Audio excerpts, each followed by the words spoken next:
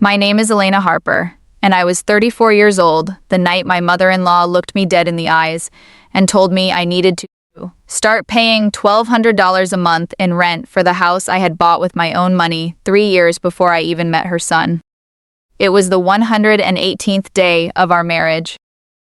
We were sitting around the long oak table in Diane's house across town. The pot roast was still warm, the candles were flickering, and everything looked picture perfect until she slid that single sheet of paper across the table like she was handing me a parking ticket. $1,200, due on the first of every month. "Now that you're truly family," she said with that calm, sweet smile she always wore when she was about to tighten the screws, "it's time we made things fair." I didn't yell. I've never won anything by raising my voice. Instead, I looked at the paper, then back at her, and said in the same even tone I use at work when I'm about to deny a 7-figure claim, "Then I'll just go back to my house." The silence that dropped over the table was heavy. Ryan, my husband, let out a small, confused laugh and asked the question that still echoes in my head every time I walk through my front door. "What house?" If you've ever felt your stomach drop like you just missed the last step on a staircase you've walked 1,000 times, you know exactly how that moment felt. Because in that second I realized I hadn't just married a man, I had married an entire plan, and I was the only one who hadn't been given the full briefing. Welcome to a story I never thought I'd have to tell. I'm a forensic accountant. My entire career is built on finding the lie hiding inside the numbers. I've spent 12 years spotting patterns other people miss, small transfers, repeated rounding errors, documents that look clean until you line every column up perfectly. I trust receipts more than I trust people, and yet, for one brief foolish moment in my life, I let love be the one thing I didn't audit. That decision almost cost me everything I had built. Stay with me, because this isn't just about a greedy mother-in-law or a weak husband. This is about what happens when a woman who has always protected herself decides, just once, to trust someone else with her future. It's about the slow, quiet ways family can rewrite your reality until you start questioning what's actually yours. If you've ever been made to feel like a guest in your own home, or like your success somehow became community property the moment a ring went on your finger, I need you to keep listening. Type boundaries in the comments if this already hits close to home, because I promise you, the numbers are going to do the talking tonight. Let me take you back to the beginning, so you can understand exactly how we got to that dinner table and how I walked out of it with my house, my name, and my peace of mind restored. I should probably tell you who I was before any of this happened. I grew up watching my single mother fight for every dollar. She taught me early that paper beats promises. That's why, by the time I was 30, I had done something most people only dream about. I bought my own house, cash down payment, solid mortgage, in a quiet neighborhood with good light and even better neighbors. It wasn't a mansion, but it was mine. Every brick, every payment, every late-night spreadsheet that got me there belonged to me. I remember the day I got the keys like it was yesterday. I stood in the empty living room, sunlight pouring through the big front windows, and I whispered to myself, "No one can ever take this from you, Elena." I was wrong about that part. But I wasn't wrong about the other thing I promised myself that day. I would never let anyone make me feel small in my own home again. Until Ryan walked into my life with his easy laugh, his warm hands, and his way of making me believe that maybe, just maybe, I didn't have to carry everything alone. But I'm getting ahead of myself. That night at Diane's table, after Ryan asked, "What house?" like I had suddenly started speaking another language, I felt something shift inside me. The old analyst clicked back on. The one who doesn't panic, the one who starts building the file. I smiled at all of them, Diane, Ryan, his sister who was visiting, and Diane's brother who had been invited as extra backup, and I said quietly, "We should probably talk about this like adults, because there seems to be a misunderstanding about whose name is actually on the deed." What they didn't know was that I had already spent weeks preparing for this exact moment.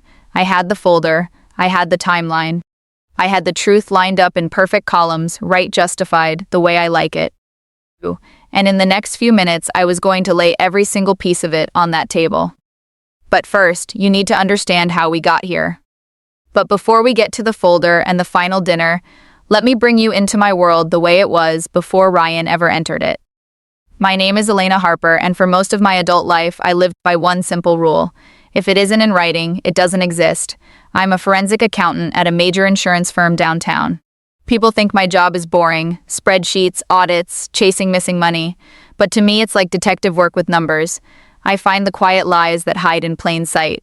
A claim that looks perfect until you notice the same vendor appearing with slightly different spellings. A policyholder who suddenly has 3 different addresses. I've built my entire reputation on catching what others miss. That same mindset carried into my personal life. After watching my mother struggle for years, raising me alone while my father disappeared with empty promises, I promised myself I would never depend on anyone for my security. I worked hard, saved religiously, and at 29 I made the biggest decision of my life. I bought my house. It was a modest 3-bedroom craftsman-style home on Maplewood Lane. Nothing flashy, but it had character. Original hardwood floors that creaked just the right way. A big bay window in the living room where the afternoon light poured in like honey, and a backyard big enough for the garden I always dreamed of planting. I put down a $78,000 down payment, all from my own savings bonuses and careful investments over 8 years. No help from family, no co-signers.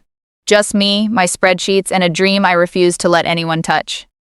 I still remember the day I signed the final papers. My hands were steady as I wrote my name on every line. When the realtor handed me the keys, I sat in my car in the driveway for 20 minutes, just holding them, feeling the cool metal against my palm. For the first time in my life, I owned something that was completely undeniably mine. I walked inside, closed the door, and whispered, "This is mine. No one can take it." That house became my sanctuary. I painted the walls soft sage green. I planted lavender along the front path. Every piece of furniture I chose myself. Every mortgage payment I made on time, sometimes early.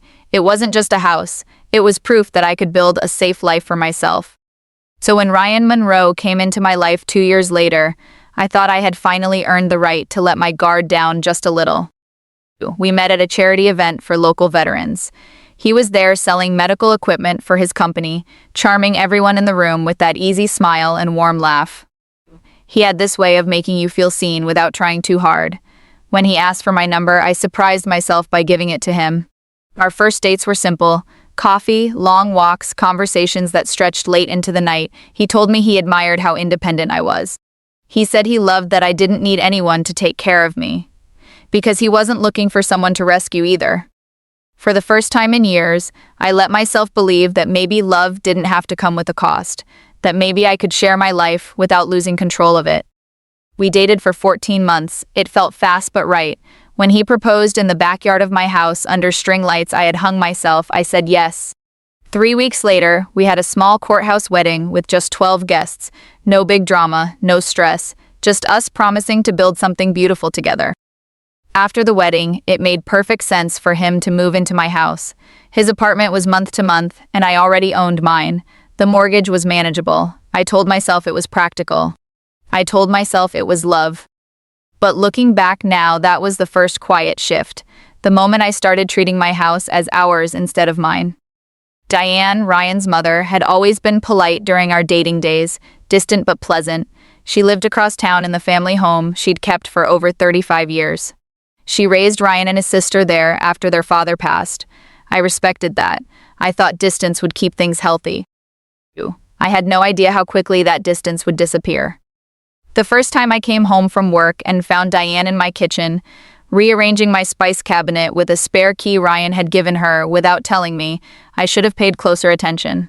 But I let it slide. I told myself she was just being helpful, just trying to be part of our new family. I was wrong. I was so wrong. If you've ever ignored that small voice in your gut because you wanted to believe in love, I see you. I was you. Type, "I see you" in the comments if you've ever let small boundaries slip because you didn't want to seem difficult. Because those small slips, they added up faster than I ever imagined. And they led straight to the night my mother-in-law demanded rent for the home I had paid for with my own blood, sweat, and spreadsheets. Ryan had this effortless way of making complicated things feel simple. He never pushed. He never demanded. He just showed up consistently, with fresh flowers from the farmer's market, with my favorite takeout on long work days, with a listening ear that made me feel truly heard for the first time in years. Our courtship felt like a soft landing after years of standing on my own 2 feet. He laughed at my dry accounting jokes. He teased me gently about my color-coded spreadsheets, but never made me feel rigid or cold for being careful. "You've built something real, Elena," he told me one night as we sat on my back porch. "I just want to be part of it, not take it over." Those words wrapped around my heart like a warm blanket. For once, I let myself believe I didn't have to choose between love and independence. 14 months after our first date, we stood in that same backyard under twinkling lights and said our vows in front of a small group of friends and family. It was intimate, peaceful, and exactly what I wanted. No drama, no pressure, just two people choosing each other. The first few weeks of marriage were pure honeymoon glow. Ryan moved into my house on Maplewood Lane with just a few boxes and that charming smile. We cooked together in my kitchen. We slow danced in the living room to old songs. I even started imagining what it might look like to fill the second bedroom someday. For the first time, my house didn't feel like just mine. It felt like ours. And I liked that feeling more than I probably should have. Diane kept her distance at first, which I appreciated. She'd call Ryan, check in on him, and occasionally drop by with a casserole or fresh-baked cookies.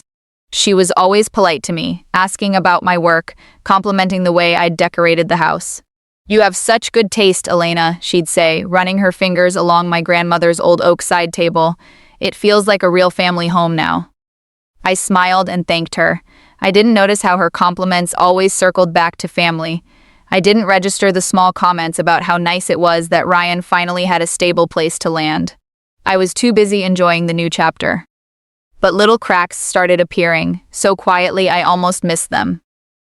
The first time I came home and found Diane had let herself in with the spare key Ryan had casually given her, she was already reorganizing my pantry. "Just helping make things more efficient, dear," she said with that gentle smile. The brass keyring sat on the counter like it belonged there. I felt a small flicker of discomfort, but I pushed it down. Family, right? This is what family does. Ryan would laugh it off later. "Mom's just old-fashioned. She likes taking care of people, let her feel useful." So I let her. I told myself I was being generous.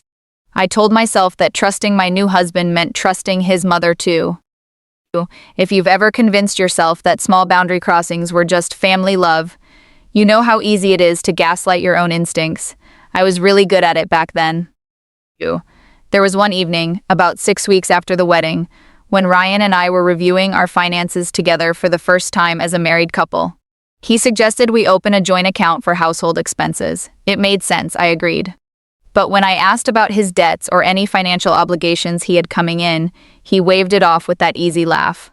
Nothing major, babe. Mom's always helped me stay on top of things.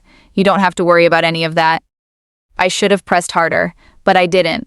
I wanted this marriage to work. I wanted to believe that love meant not keeping score. So I added his name to a few things. I trusted him with access I had never given anyone before. And I ignored that quiet analyst voice in my head whispering that I was breaking my own golden rule. Never leave your most important documents unaudited. Those early months were filled with laughter, Sunday brunches, and the kind of domestic peace I had craved for years. Ryan made me feel safe. Diane made me feel included. My house felt warmer, fuller, alive with possibility. I had no idea I was slowly being woven into a web I didn't see coming. Because while I was falling in love with the idea of us, Diane and Ryan were already having conversations I wasn't part of, conversations about fairness, about family property, and about how my carefully built home could solve problems I didn't even know existed. The real shift happened on day 21 of our marriage, when Ryan came home with a thick folder from his mother's attorney and asked me to sign a few simple estate planning documents to protect each other. I trusted him. That trust became the most expensive mistake of my life. But I'm getting ahead of myself again. By the end of the second month, Diane's presence in our home had gone from occasional to almost routine.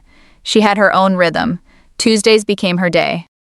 She'd let herself in with that brass key while I was at work, and by the time I got home, the house smelled faintly of her lavender hand cream and the dish soap she preferred over mine. At first, I tried to see it as sweet. She'd fold laundry the way she thought was best. She moved my favorite coffee mugs to a higher shelf because it's easier on your back, dear. She even replaced the welcome mat with one that said, "The Monroe Family," a not-so-subtle hint that my last name was now the official brand of the house. Ryan would just shrug and say, "She's excited to finally have a daughter. Don't overthink it." But I noticed everything, the way she referred to my furniture as our family pieces. The way she'd casually ask, "So whose name is on the title again?" while running her fingers along the kitchen counter like she was appraising the value. I answered calmly every time, "It's in my name, Diane. I bought it before we met." She'd smile that patient, knowing smile and reply, "Well, things change when you become family." Those small moments planted tiny seeds of unease. I logged them mentally the same way I log anomalies at work, not reacting immediately but watching the pattern form. One Tuesday evening, I came home early and found her sitting at my dining table with a notepad, making an inventory of the house. She wasn't even trying to hide it. "Just helping with insurance, sweetheart," she said without missing a beat. "You can never be too prepared." The brass keyring sat proudly next to her purse like a trophy. That night after she left, I sat alone at the same table and felt the first real chill. My house, the one I had fought so hard for, was starting to feel less like my sanctuary and more like shared territory. Ryan noticed my quiet mood and pulled me into a hug. "She means well, Elena. She's had a tough life holding everything together after Dad passed. Let her feel involved." I wanted to believe him. I really did. So I swallowed my discomfort and focused on the good parts of our marriage. The way Ryan made me laugh, the way he supported my career, the Sunday mornings when we'd drink coffee on the porch and talk about our future. But the cracks kept widening.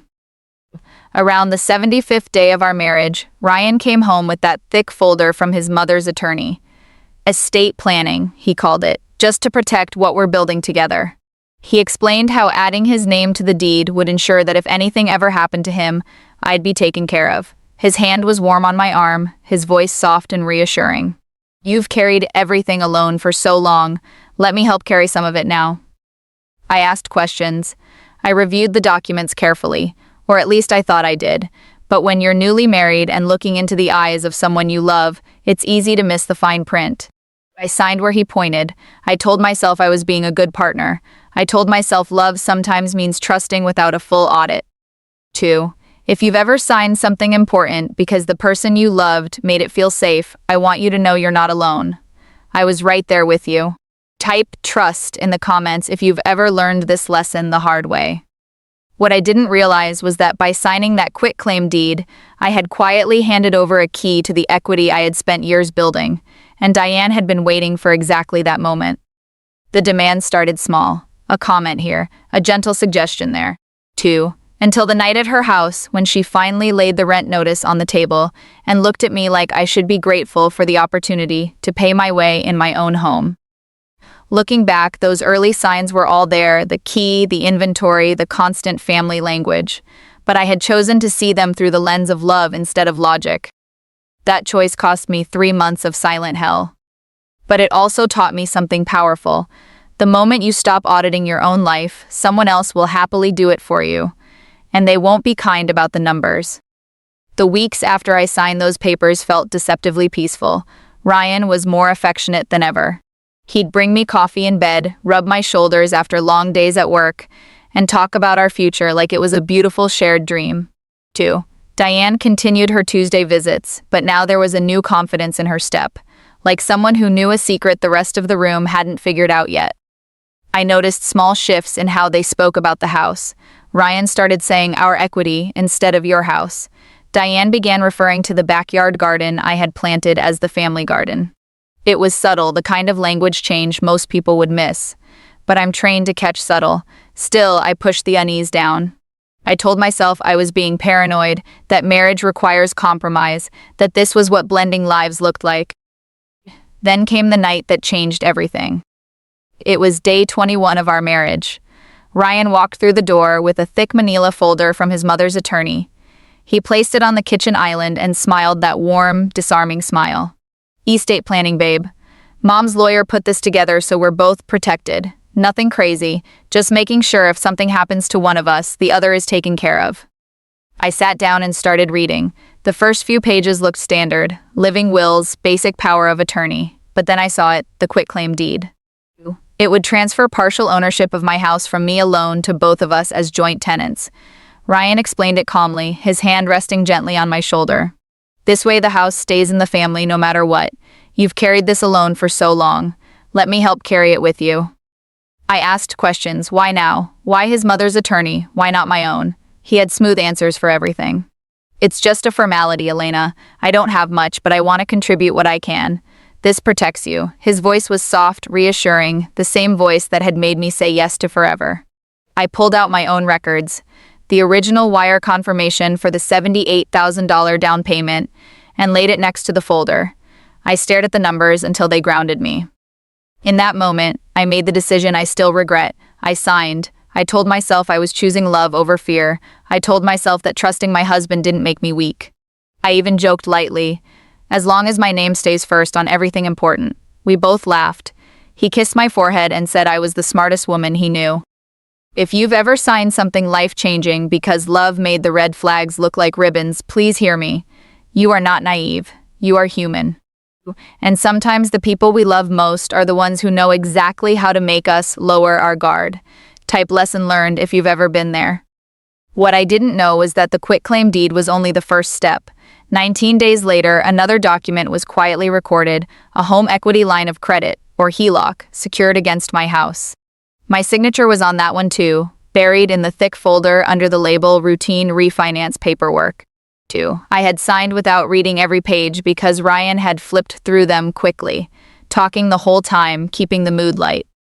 2. That single evening of trust opened the door to everything that followed. For a while, life continued normally. We went to work, cooked dinner, made love. But underneath it all, the transfers started. Small at first, then consistent. Money leaving our joint account to an account I didn't recognize. I noticed it but told myself it was probably old obligations Ryan was handling. I was still trying to be the trusting wife. Meanwhile, Diane's behavior grew bolder. She started leaving notes around the house about family contributions. She'd mention how expensive it was to maintain the family properties. I logged every comment, every small power move, the same way I document discrepancies in million-dollar claims at work. The real demand came on day 118. We were at Diane's house for Sunday dinner. The table was set beautifully, the food smelled incredible, but the air felt different, heavier. After dessert, Diane slid the rent notice across the table. $1,200 per month. For fairness, she said sweetly. The house is family property now. Everyone contributes. Ryan nodded along like it was the most reasonable thing in the world. His sister smiled supportively. And when I calmly replied that I'd simply go back to my own house, Ryan looked genuinely confused and asked, "What house?" That was the moment the illusion shattered completely. I realized then that in their minds, my house had never been mine after I said I do. It had become family property the second I signed that quitclaim deed. And they had been planning exactly how to use it. That dinner at Diane's house didn't end with yelling or dramatic exits. I helped clear the plates like nothing had happened. I thanked her for the pot roast. I even smiled at Ryan as we drove the 15 minutes back to Maplewood Lane. But inside, the forensic accountant had fully taken over. The woman who once trusted love without question was gone. In her place was the analyst who trusts nothing until every column lines up.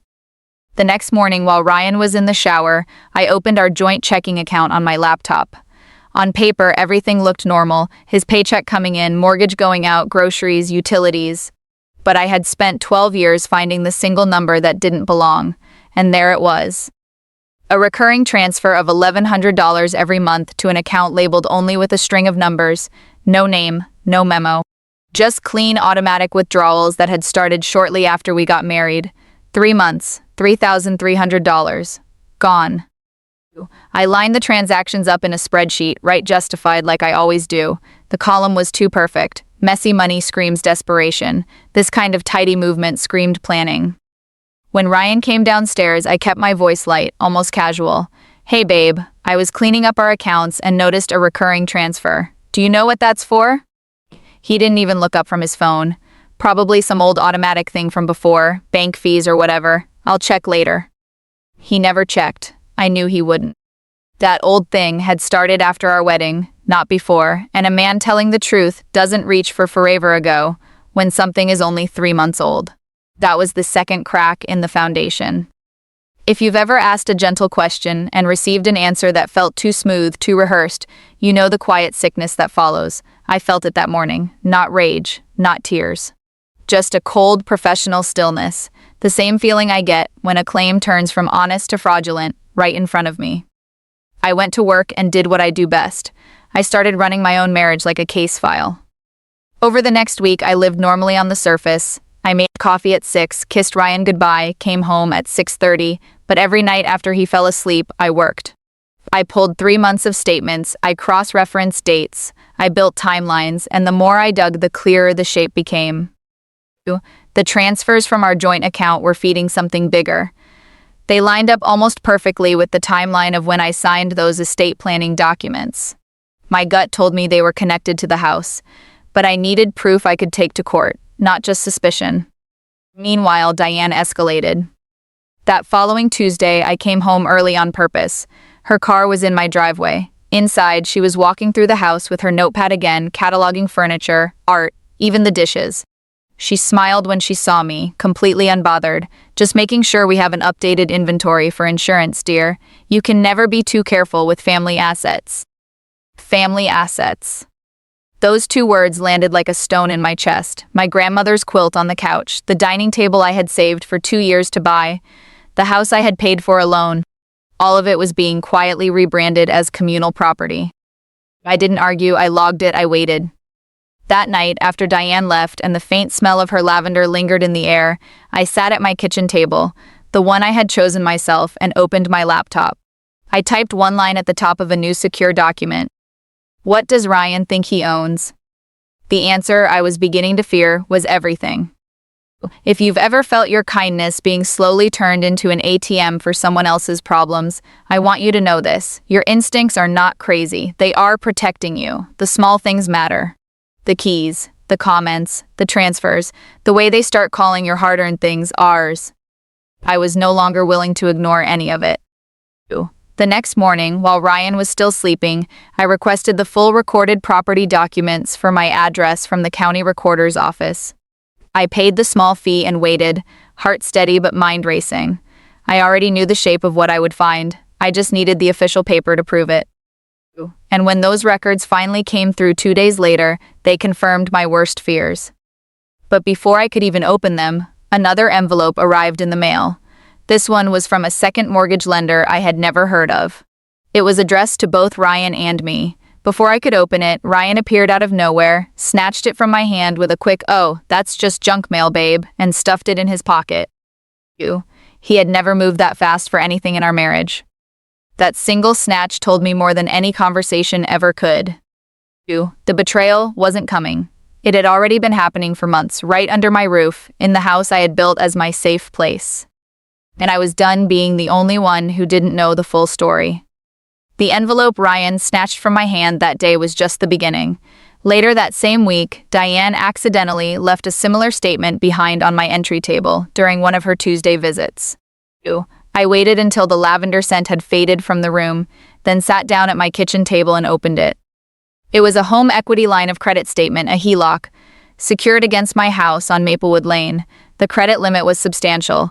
The balance was growing, too. And worst of all, there was a detailed draw history showing regular withdrawals that had started shortly after I signed those estate planning papers. My signature was on the loan documents. My house was the collateral, and the money, it wasn't going toward home improvements or our future. It was flowing straight to Diane's mortgage on her aging family home, and to Ryan's hidden credit card debts that he had conveniently never mentioned. I didn't cry, I didn't scream. I simply sat there in the quiet of my own house and felt the old familiar calm settle over me, the same calm I get right before I dismantle a fraudulent claim at work. The analyst was fully awake now. The rent demand came exactly as I expected. It was Sunday dinner again at Diane's house. The whole family was there, Ryan, his sister Tessa, Diane's brother Ray, and me. After the pot roast and polite small talk, Diane wiped her hands, reached into her cardigan pocket, and slid another piece of paper across the table. $1,200 a month, she said in that warm, reasonable voice she used when she wanted everyone to agree with her. 2. Now that the house is family property, it's only fair that everyone contributes. This is how we take care of each other. Ryan nodded quietly. Tessa smiled encouragingly. Ray watched without saying much. I looked at the number, then looked at all of them, and replied with the same even tone I had practiced in my head 100 times. Then I'll just go back to my house. Ryan let out that small, confused laugh again. "What house?" he asked, like the question genuinely puzzled him. That laugh hurt more than the rent demand ever could, because it wasn't a lie. In his mind, and in his mother's mind, there had never been a house that was truly mine after we got married. It had become the family home the moment I signed my name. If you've ever been looked at by your own husband like you're speaking nonsense when you claim what's yours, you understand the deep loneliness of that moment. I felt the floor tilt, but my face stayed calm. I had already decided I wouldn't fight there. Not yet. Instead, I helped clear the dishes like the perfect daughter-in-law. I thanked Diane for dinner. I drove us home in silence while Ryan tried to smooth things over with light conversation. When we got back to Maplewood Lane, I went straight to my laptop and kept building my case. The next few weeks were a masterclass in quiet observation. Diane's visits became more frequent. She started talking openly about family contributions and how expensive it was to maintain 2 properties. Tessa began texting me gentle reminders about being a team player. Even some extended family members I barely knew started liking old photos and leaving comments about sharing blessings. They were building a narrative. I was the selfish one, the cold accountant who cared more about money than family. Meanwhile, they were the ones quietly draining the equity I had spent years building. But here's what they didn't understand. I had spent 12 years as a forensic accountant. I was built for exactly this kind of war. I started documenting everything: screenshots, timestamps, recorded conversations on my phone during Diane's visits. 2, I pulled the official county records and confirmed the quitclaim deed and the HELOC. I traced every dollar that had left my house's equity, straight to Diane's mortgage payments and Ryan's secret debts. The more I uncovered, the clearer the full picture became. Diane wasn't just being greedy. She was desperate. Her own house was underwater from a bad refinance years ago. She was months away from losing the home she had raised her children in, and in her mind, my house, the one I had bought alone, was the perfect lifeboat for the family. Ryan had become the bridge, the charming son who married a successful woman and saw an opportunity to solve everyone's problems without ever having to face his own failures. If you've ever been viewed as useful instead of loved, I see you. It's a special kind of heartbreak. Type useful in the comments if this part resonates with you, because I promise, you are worth so much more than what you can provide. I didn't confront them yet. Confrontation gives them time to hide evidence and rewrite the story. Instead, I stayed silent, pleasant on the surface, and kept building my folder in the quiet hours after Ryan fell asleep. By the time Diane called to make the first rent payment official with another family meeting, I was ready. I told her we should all sit down together. She was delighted. She thought I was finally surrendering. She had no idea I was about to hand her the truth in perfect, right-justified columns. I didn't sleep much that night after the rent dinner. Instead, I sat at my kitchen table with only the soft glow of my laptop screen lighting the room. The house was quiet except for the occasional creak of the hardwood floors I had fallen in love with years ago. Ryan was asleep upstairs, completely unaware that the woman lying next to him had just switched from wife mode to full investigator mode. The next morning, I called in a personal day from work. I told Ryan I wasn't feeling well, which wasn't entirely a lie. My heart felt heavy, but my mind had never been clearer. While he went to his sales meetings, I began the real work. First, I secured everything. I created a new encrypted folder on my personal cloud drive that Ryan had never had access to. I scanned every document I could find. Then I requested the complete property history from the county recorder's office. While I waited for those official records, I went deeper into the finances. I pulled every statement from the joint account, the HELOC notice Diane had left behind, and started cross-referencing dates, amounts, and descriptions. The pattern was undeniable. The large draws from the home equity line of credit had begun just days after I signed the quitclaim deed, thousands of dollars transferred quietly, consistently. Some went directly to a mortgage servicer I didn't recognize. Others paid off balances on credit cards in Ryan's name only, debts he had never mentioned during our entire relationship. The numbers didn't lie. My house, the one I had bought with $78,000 of my own hard-earned money, was now quietly funding Diane's house and Ryan's hidden mistakes. When the county records finally arrived 2 days later, I opened them with steady hands. There it was in black and white. The quitclaim deed adding Ryan as joint owner recorded 21 days after our wedding. Then 19 days after that, the deed of trust for the HELOC. My signature was on both. The timeline was surgical, too clean to be coincidence. I sat back in my chair and let the weight of it settle. This wasn't a series of careless mistakes. This was coordinated. Ryan had used my trust, my love, and my signature to turn my greatest achievement into their safety net. If you've ever discovered that the person sleeping next to you has been quietly rewriting the story of your life, you know how surreal that moment feels. It's not loud rage, it's a deep, hollow quiet. Like the floor you've been standing on suddenly reveals itself to be made of paper. Type paper floor in the comments if you've ever felt that particular kind of betrayal. I didn't confront Ryan that night. I cooked dinner like usual. I asked about his day. I listened to him talk about work while my mind replayed every sweet moment we had shared and wondered which ones had been calculated. We went to bed. I lay there staring at the ceiling, feeling the familiar analyst strength rise up inside me. The next week became a masterclass in silent strategy. I continued my normal routine on the surface. I smiled at Diane when she came by on Tuesday. I let her rearrange my cabinets while I mentally cataloged every word she said. Meanwhile, at work during lunch breaks and late at night, I traced every dollar. The HELOC draws told the full story. Over $90,000 had been pulled from the equity I had built. Most of it went to keep Diane's 35-year-old family home from foreclosure. The rest erased Ryan's secret debts he had carried into our marriage and hidden behind that charming laugh and those warm hands. I felt many things in those quiet investigation days. Sadness for the marriage I thought we were building, anger at how easily they had used my kindness. But mostly, I felt a cold, focused determination. They had turned me into the solution for their problems. Now I would become the problem they couldn't solve. One evening, while Ryan was out running errands, I drove to my lawyer's office. Her name was Karen Esposito. She had 20 years of experience untangling family financial knots just like this. I laid out everything I had gathered so far, the wire confirmation from my original down payment, the quitclaim deed, the HELOC statement with its draw history, and my careful spreadsheet tracing every transfer. Karen didn't sugarcoat it. This is serious, Elena.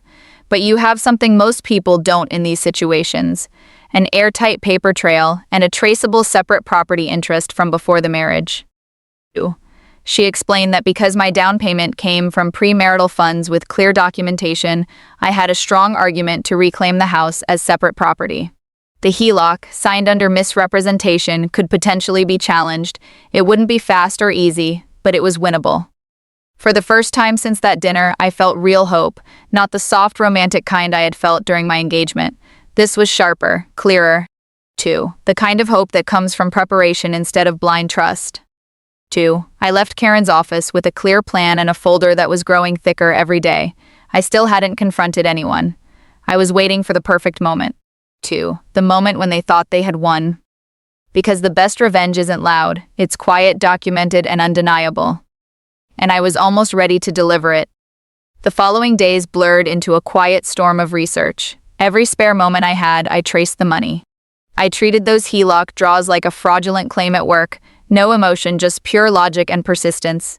I logged into every account I could access, cross-referenced bank statements, and followed the trail dollar by dollar. Most of the withdrawals went exactly where I suspected. Large chunks paid Diane's mortgage servicer directly, keeping her family home on Fenmore Avenue afloat. Another portion cleared Ryan's secret credit cards, balances he had racked up from years of living beyond his means. But there was one transfer that didn't fit the pattern. A recurring payment to something labeled only as FMF Family Fund. It looked like a charity or family trust, but something about it felt off. I dug deeper. Late one night, while Ryan slept, I searched public records and old social media posts. That's when the real twist emerged. Diane wasn't just trying to save her house out of desperation. She had been quietly moving money from a small family fund that Ryan had helped manage, money originally set aside for their extended family's emergencies and charitable causes. She had been siphoning from it for years to cover her bad financial decisions. When that fund started running dry, she needed a new source. My house became that source. The pieces finally clicked. Ryan hadn't just married me because he loved me. He had seen a successful independent woman with a paid-for asset as the perfect solution to his mother's problems and his own hidden failures. Diane had coached him through it all, the charm, the quick wedding, the estate planning folder. I wasn't a wife to them. I was the rescue plan. That discovery hit differently. It wasn't just financial betrayal anymore. It was calculated, personal. They had looked at my life, my hard work, my careful savings, my quiet strength, and decided it belonged to the family the moment I said, I do. If you've ever realized that someone you loved saw you primarily as a solution to their problems instead of a person worthy of respect, you know how deeply that cuts. It makes you question every sweet moment, every I love you, every future plan you built together. Type solution in the comments if this kind of realization has ever broken your heart. I didn't spiral. I used the pain as fuel. I printed everything. I created timelines with exact dates. I highlighted the wire confirmation from my original down payment, proof that $78,000 had come from my premarital brokerage account alone. I organized the HELOC draw history next to Diane's mortgage payments. Every column told the same story. My equity was being bled dry to keep their secrets hidden. One afternoon, while Diane was at my house doing her usual Tuesday helping, I quietly recorded our conversation on my phone. She talked casually about how family shares everything and how important it was for me to contribute fairly. Her voice was so sweet, so reasonable. 2. Anyone listening without context would have thought she was the generous one. That recording became another weapon in my growing arsenal. By the end of that week, I had a complete picture. I knew exactly how much had been taken, where every dollar went, and the legal vulnerabilities in their scheme. The misrepresentation on the HELOC documents, the traceable separate property interest, the pattern of financial manipulation. I sat in my car in the driveway one evening after work, staring at my beautiful sage green house with the lavender blooming along the path. Tears finally came, but they weren't tears of defeat. They were tears of clarity. This house had always been mine. And I was going to fight like hell to get it back, not with screaming or drama, but with the one thing they could never match. Undeniable proof. I called Karen again and updated her on the new findings about the family fund. Her voice was steady. This strengthens your case significantly, Elena. We're not just talking about divorce and property division anymore. This has elements of financial abuse and possible fraud. For the first time, I allowed myself to imagine the endgame. Not revenge in the angry sense, but justice. Quiet, clean, and complete. I still went through the motions with Ryan. I smiled when he kissed me goodnight. I listened to his stories about work, but inside, the woman who once trusted blindly was gone forever. In her place was someone sharper, wiser, and completely in control of her next moves. Diane thought she was collecting rent from a compliant daughter-in-law. She had no idea she was walking straight into the final act of a story she never saw coming. The next morning, I drove downtown to Karen Esposito's office with my growing folder tucked securely in my bag.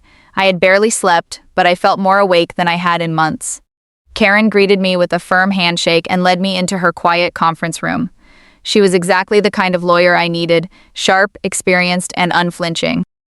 I laid everything out on the table. The original wire confirmation for my $78,000 down payment, the quitclaim deed, the HELOC statements with their draw history, my detailed spreadsheets tracing every transfer, the county records, and even the secret recording from Diane's last visit. Karen reviewed each page carefully, occasionally nodding or raising an eyebrow. "You've done exceptional work here, Elena," she said finally. "Most people come in with emotions and vague stories. You've brought me a case file." She explained the legal landscape clearly. Because my down payment and initial purchase were made years before the marriage with fully traceable separate funds, I had a strong claim to the house as separate property. The quitclaim deed could be challenged on grounds of undue influence and misrepresentation. Most importantly, the HELOC had been opened under false pretenses. Ryan had presented the documents as simple estate planning and routine refinancing. That misrepresentation was a serious issue. Karen warned me it wouldn't be quick or painless. If they fought, it could drag on. But with the evidence I had built, the cost of fighting me would be much higher for them than settling. She helped me draft a clear strategy. File for divorce, record a notice on the property to freeze any further draws, and prepare for a decisive family meeting where I would present everything. Before I left her office, I asked the question that had been weighing on me. What if they try to paint me as the cold, greedy one? Karen smiled. Then you let the numbers speak. Judges love arithmetic, and your paper trail is impeccable. That afternoon, I went home and continued preparing in silence. I made multiple copies of every document. I stored digital backups in 3 different secure locations. I changed passwords on all accounts and set up new alerts. I even quietly interviewed a locksmith and scheduled a lock change for the near future. Ryan noticed I was quieter than usual. He asked if everything was okay at work. I told him I was just tired. He rubbed my shoulders and suggested we have a relaxing weekend. I smiled and agreed, all while my mind ran through every possible scenario for the upcoming family meeting Diane had requested. If you've ever had to pretend everything was normal while quietly preparing to protect your entire future, you understand the emotional exhaustion mixed with strange empowerment. I was grieving the marriage I thought I had, but I was also awakening to a stronger version of myself. Type "preppering insolence" in the comments if you've ever had to fight this kind of invisible battle. By the end of that week, my folder was complete. Every betrayal had its matching document, every lie had its timestamp, every dollar taken had its destination clearly marked. I printed the final version on high-quality paper and placed it in a plain professional folder, the kind I carried to work every day. Nothing flashy. Just the truth, organized in the clean, right, justified columns I loved. I sat at my kitchen table one last time before the big meeting and reviewed the entire file. The lavender scent from Diane's last visit had finally faded. The house felt like mine again, even if only for a little while longer. I wasn't angry anymore, I was ready. When Diane called to confirm the family meeting at her house that Sunday, I accepted politely. She sounded pleased, convinced I was finally going to agree to the rent and become the compliant daughter-in-law she wanted. She even invited extra family members as witnesses to my agreement. Perfect. She was gathering the audience for her own undoing.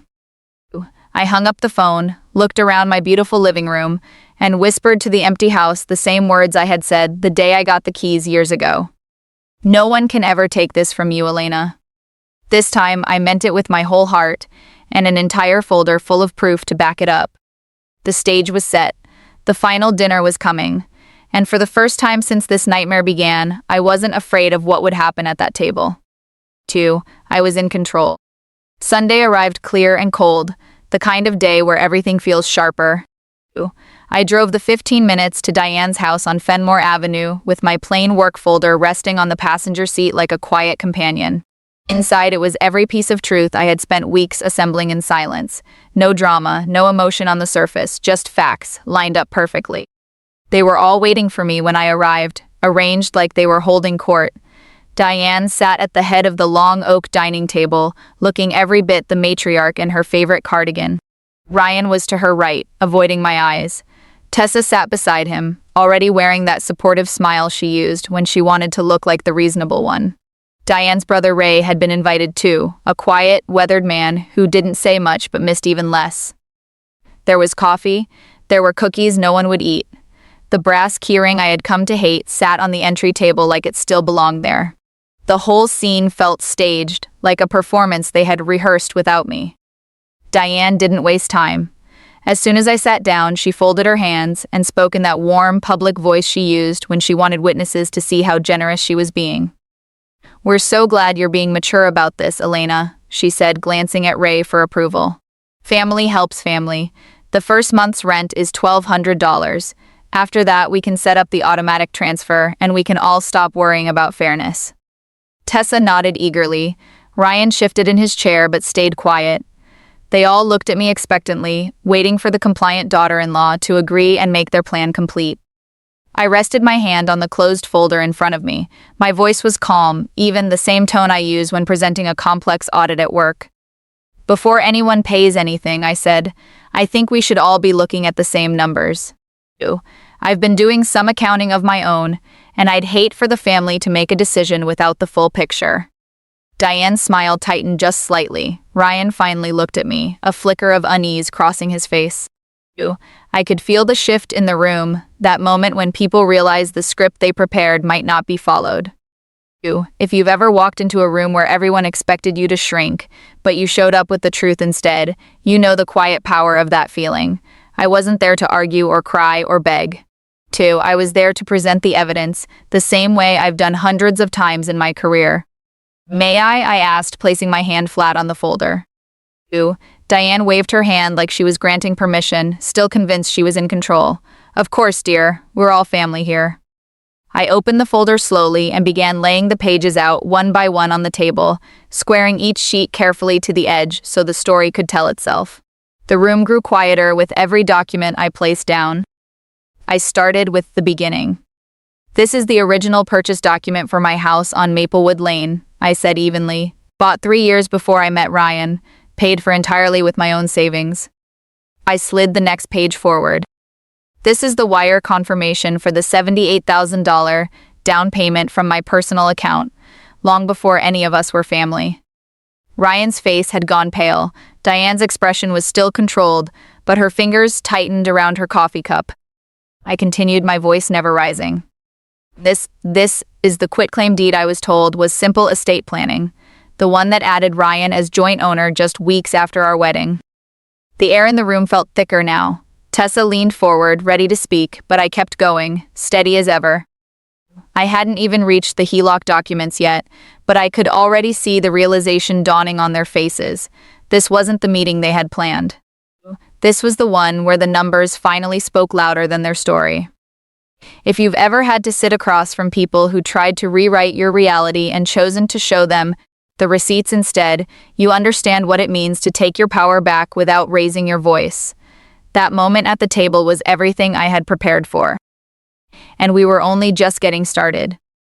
I let the silence stretch for a moment as the quitclaim deed sat in the center of the table. 2. Then I placed the next document down gently, like setting down something heavy that had been weighing on me for months. This is the home equity line of credit, I said, my voice steady and clear. Opened in both our names, secured against my house on Maplewood Lane, 19 days after the quitclaim deed. The one I was told was just routine refinance paperwork. I watched their faces change. Ryan's hand froze halfway to his coffee cup. Diane's smile finally cracked. I continued, laying out the pages in perfect order, each one building on the last. Here is the full draw history. Every withdrawal, every date, every amount. Over $90,000 pulled from the equity I built alone. I pointed to the highlighted column I had created. Most of it went straight to your mortgage servicer, Diane. The rest cleared credit cards in Ryan's name, debts he never mentioned before we got married. The room was so quiet I could hear the clock ticking on the wall. Tessa opened her mouth, but I raised my hand slightly, not aggressive, just firm. I also found the transfers from our joint account, the same account we opened for household expenses, $1,100 a month, to cover what the HELOC draws started. And yes, I traced the FMF family fund as well, the one you've been quietly taking from for years, Diane. Diane stood up slowly, her chair scraping against the floor. Her voice, usually so sweet and controlled, rose sharply. After everything this family has done for you, I opened my home to you. Ryan married you. And now you come in here with your little papers trying to destroy us? Ryan finally spoke, his voice shaky. It was supposed to be temporary, Elena. I was going to pay it back. Mom said everything would be fine. We're family. I looked at him, really looked at him, for the first time in weeks without the filter of love clouding my vision. Family doesn't trick someone into signing away their only security. Family doesn't rewrite ownership in secret. And family definitely doesn't demand rent for the home I bought and paid for before I even knew you existed. Tessa tried to jump in, her voice shrill. This is exactly what I warned everyone about. She's cold, she's calculated, she planned this. I turned to her calmly. Tessa, I also traced the $15,000 that went to your salon renovation from the joint account. We can discuss your family contributions too if you'd like. She sat back down quickly. Ray, who had been watching silently the entire time, finally spoke. He looked at the documents spread across the table, then at his sister. Glenda Diane, he said, his voice rough but final. The girl paid for the damn house, with her own money. That's the end of it. The only witness who truly mattered had just read the same columns I had and reached the same conclusion. I didn't raise my voice once. I didn't cry. I simply let the truth sit there on the table between us, undeniable and perfectly organized. That was more powerful than any shouting match could ever be. 2. If you've ever had to face a room full of people who thought they could take what you built and chosen to respond with proof instead of pain, you know how liberating that moment feels. It's not about winning the argument, it's about refusing to let them rewrite your reality any longer. Type proof in the comments if you believe documents speak louder than manipulation. I closed the folder slowly and looked at each of them. I've already filed for divorce. There's a notice recorded on the property, so no more draws can be made against my house. Now I'm giving you a choice, the same way you thought you were giving me one. I paused, letting my words settle. Option 1. Ryan signs a quitclaim deed, returning the house fully to my name. He refinances the HELOC into his name alone and takes responsibility for the debt he created. We settle quietly. The family keeps its privacy. I look directly at Diane. Option 2. We let a judge look at this entire folder, the traceable down payment from my premarital funds, the misrepresentation on the loan documents, the pattern of financial abuse. That path is public, expensive, and much longer. The choice is yours. You have until my lawyer's office opens tomorrow morning. 2. Nobody argued. The math was undeniable. The air had shifted completely. For the first time since I signed those papers months ago, I felt the weight lift from my chest. I stood up, walked to the entry table, and picked up the brass keyring that had symbolized so much quiet invasion. I placed it gently in front of Diane. 2. I'm changing the locks tomorrow. You won't be needing this anymore. Then I gathered my folder, looked at Ryan one last time, and walked out of that house with my head high and my heart steadier than it had been in months. The real healing was only beginning. The week after that Sunday dinner passed in a strange, quiet blur. Ryan didn't come home the first 2 nights. When he finally showed up, he looked smaller somehow. Like the charming man I had married had deflated under the weight of the truth. He didn't argue. He didn't try to gaslight me. He simply said, "My lawyer talked to Karen. We'll do option 1. I didn't feel triumphant in that moment. I felt exhausted, but also profoundly relieved. Within 5 days, Ryan signed the quitclaim deed, returning the house fully to my name alone. He agreed to refinance the HELOC into his own name and take full responsibility for the debt. Karen recorded the necessary notices, and the title company confirmed everything was clean. My house on Maplewood Lane was mine again, legally, completely, undeniably. I changed the locks on Tuesday, just like I said I would. The cheerful locksmith had no idea he was helping close one of the most painful chapters of my life. When he finished, I stood in the doorway, ran my hand along the fresh paint on the frame, and breathed in the familiar scent of my own home: coffee, cedar from the closet, and peace. No more lavender. Diane kept her house in the end, but not because I saved her. She sold her second car, took an aborter, and clawed her way out of the hole the hard way, the same way the rest of us do. We haven't spoken since. Tessa stopped texting. The extended family went quiet. The narrative they tried to build about me simply dissolved when faced with actual proof. As for Ryan, the divorce moved forward cleanly. There wasn't much left to fight over once the paper trail was on the table. I refinanced my original mortgage into my name alone a few months later, securing an even better rate because I walked into that meeting with perfect credit and complete documentation. 2. The banker treated me with respect, the way you treat a woman who knows exactly what her numbers are worth. 2. If you've ever lost pieces of yourself trying to keep a family together, I want you to hear this. Getting your life back doesn't always feel like fireworks and victory music. 2. Sometimes it feels like quiet mornings in your own kitchen, drinking coffee without tension in the air, and realizing you can finally trust yourself again.